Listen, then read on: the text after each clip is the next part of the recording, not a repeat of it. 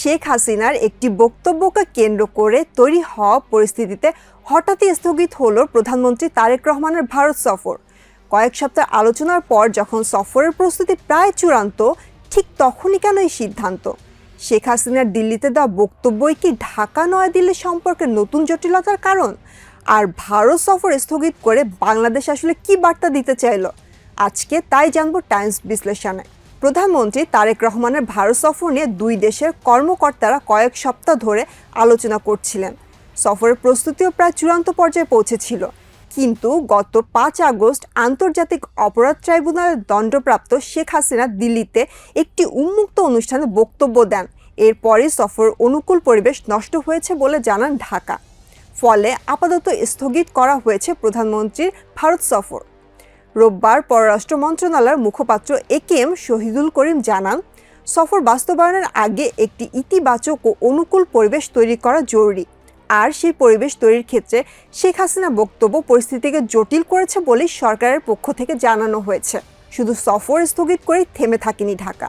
শেখ হাসিনা সহ পলাতক আসামিদের দ্রুত ফেরত পাঠাতে এবং ওসমান হাদির অভিযুক্ত খুনিদের বাংলাদেশের কাছে হস্তান্তর করতে ভারতকে ফের তাগিদ দেওয়া হয়েছে। এখন ভারতের জবাবের অপেক্ষায় বাংলাদেশ। একই সাথে পররাষ্ট্র মন্ত্রণালয়ের মুখপাত্র সরকারের বাংলাদেশ ফার্স্ট নীতির কথাও তুলে ধরেছেন। তার বক্তব্য, সবার সঙ্গে বন্ধুত্ব রেখে এবং দেশের সম্মান বজায় রেখে বাংলাদেশের কূটনৈতিক সম্পর্ক এগিয়ে নেবে। সাবেক কূটনৈতিকরাও সরকারের এই সিদ্ধান্তকে স্বাগত জানিয়েছেন। তাদের মতে প্রধানমন্ত্রীর ভারত সফর শুধু সৌজন্য সাক্ষাৎ কিংবা আনুষ্ঠানিকতার মধ্যে সীমাবদ্ধ থাকার সুযোগ নেই। এই সফর থেকে দ্বিপাক্ষিক সমস্যার সমাধান এবং সুনির্দিষ্ট ফলাফল আসতে হবে। শেখ হাসিনা সহ দণ্ডপ্রাপ্ত পলাতক আসামিদের দেশে ফেরানো, নদীর পানি বণ্টন চুক্তি এবং সীমান্ত উত্তেজনার মতো বড় ইস্যুগুলোতে অগ্রগতি প্রয়োজন।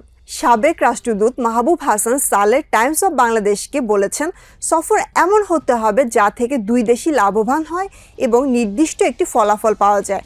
তার ভাষায়, ভারত ইতিবাচক বার্তার কথা বলেছে, তবে এখন তাদের কথা ও কাজে তা প্রমাণ করতে হবে। আসল দায়িত্ব এখন ভারতের উপরই। আরেক সাবেক রাষ্ট্রদূত মেহেদী হাসানও সরকারের সিদ্ধান্তকে সমর্থন জানিয়েছেন। তার মতে, পররাষ্ট্রনীতি নির্ধারণে জনগণের মতামত অত্যন্ত গুরুত্বপূর্ণ। সাধারণত পররাষ্ট্র মন্ত্রণালয়ের সংবাদ বিজ্ঞপ্তি নিয়ে সাধারণ মানুষ খুব বেশি মাথা ঘামায় না, কিন্তু সরকারের সাম্প্রতিক সাহসী বক্তব্যগুলো মানুষ খুব পছন্দ করেছে বলেও উল্লেখ করেছেন তিনি। মেহেদী হাসানের ভাষায়, ভারত প্রধানমন্ত্রীকে স্বাগত জানাতে চেয়েছেন ঠিকই, কিন্তু সুন্দর পরিবেশ তৈরির দায়িত্ব তাদেরই নিতে হবে। তার মতে, শেখ হাসিনা এখন দুই দেশের সম্পর্কের মাঝে একটি বড় বাধা হয়ে দাঁড়িয়েছেন এবং এই জটিলতা দূর করার দায়িত্ব ভারতেরই। কিন্তু কেন শেখ হাসিনা অবস্থানকে দুই দেশের সম্পর্কে এত বড় বাধা হিসেবে দেখা হচ্ছে? ভারতে শেখ হাসিনা অবস্থান এবং সেখান থেকে তার রাজনৈতিক কর্মকাণ্ড চালানো বর্তমানে বাংলাদেশ বা ভারত সম্পর্কের সবচেয়ে বড় জটিলতা হয়ে দাঁড়িয়েছে।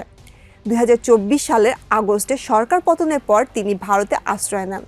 ঢাকার অভিযোগ, ভারতীয় কর্তৃপক্ষের সুযোগ দেওয়ার কারণেই তিনি 5 আগস্ট একটি অনলাইন অনুষ্ঠানে যুক্ত হয়ে বাংলাদেশের বর্তমান সরকার বিরুদ্ধে নানা কথা বলার সুযোগ পেয়েছেন। বাংলাদেশে শেখ হাসিনাকে ফেরত পাঠানোর অনুরোধ জানালেও ভারতের পক্ষ থেকে এখনও কোনো দৃশ্যমান উদ্যোগ দেখা যায়নি। ভারত বিষয়টিকে কেবল একটি আইনি বিষয় হিসেবে দেখিয়ে এড়িয়ে যাচ্ছে বলে বাংলাদেশের পক্ষ থেকে বলা হচ্ছে, অথচ ভারতের কোনো আদালতেই এখনও বিষয়টি তোলা হয়নি।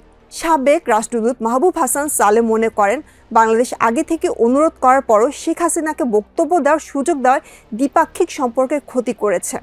তার মতে, ভারতের মাটিকে ব্যবহার করে শেখ হাসিনা বা অন্য কারো রাজনৈতিক কর্মকাণ্ড চালানো অবিলম্বে বন্ধ করা উচিত। শেখ হাসিনার প্রত্যর্পণের বিষয়টিও বছর পর বছর ঝুলিয়ে রাখা যাবে না বলে মন্তব্য করেছেন তিনি। চুক্তির আওতায় শেখ হাসিনা সহ বাকি সব আসামিকে ফেরত পাঠানোর বিষয়ে ভারতকে দ্রুত সিদ্ধান্ত নিতে হবে বলেও মনে করেন এই সাবেক রাষ্ট্রদূত। পররাষ্ট্র নীতির বিষয়ে মতামত দিতে গিয়ে সাবেক রাষ্ট্রদূত মেহেদী হাসানও বলেছেন, সরকার জনগণের নাড়ি বুঝেই সঠিক সিদ্ধান্ত নিয়েছেন। পররাষ্ট্র মন্ত্রণালয়ের সাম্প্রতিক স্পষ্ট বক্তব্যগুলো দেশের মানুষ স্বতঃস্ফূর্তভাবে স্বাগত জানিয়েছেন বলে উল্লেখ করেছেন তিনি। তার মতে, দুই দেশের মধ্যে স্বস্তিদায়ক পরিবেশ তৈরি করতে হলে শেখ হাসিনাকে ঘিরে তৈরি হওয়া জটিলতা ভারতকে উদ্যোগ নিয়ে দ্রুত দূর করতে হবে। সব মিলিয়ে তারেক রহমানের ভারত সফর স্থগিতের ঘটনা কেবল একটি সফর পিছিয়ে যাওয়ার বিষয় নয়, এর সাথে জড়িয়ে আছে দুই দেশের সম্পর্কে বেশ কিছু অমীমাংসিত ইস্যু।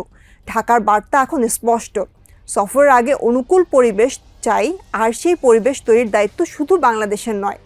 শেখ হাসিনার প্রত্যর্পণ, পলাতক আসামিদের ফেরত পাঠানো, ওসমান হাদির অভিযুক্ত খুনিদের হস্তান্তর, নদীর পানি বণ্টন এবং সীমান্ত উত্তেজনার মতো বিষয়গুলো ভারত কী পদক্ষেপ নেয় এখন সেটি দেখার বিষয়। কারণ ঢাকা বলছে ইতিবাচক সম্পর্ক চায় বাংলাদেশ, তবে সেই সম্পর্ক হতে হবে দেশের স্বার্থ ও মর্যাদা অক্ষুণ্ণ রেখেই। তাই প্রশ্ন থেকেই যাচ্ছে, তারেক রহমানের ভারত সফর কি শুধু স্থগিত হলো, নাকি এর মধ্য দিয়ে ঢাকা নয়াদিল্লির সম্পর্কে আলোচনার নতুন একটি অধ্যায়ের সূচনা হলো?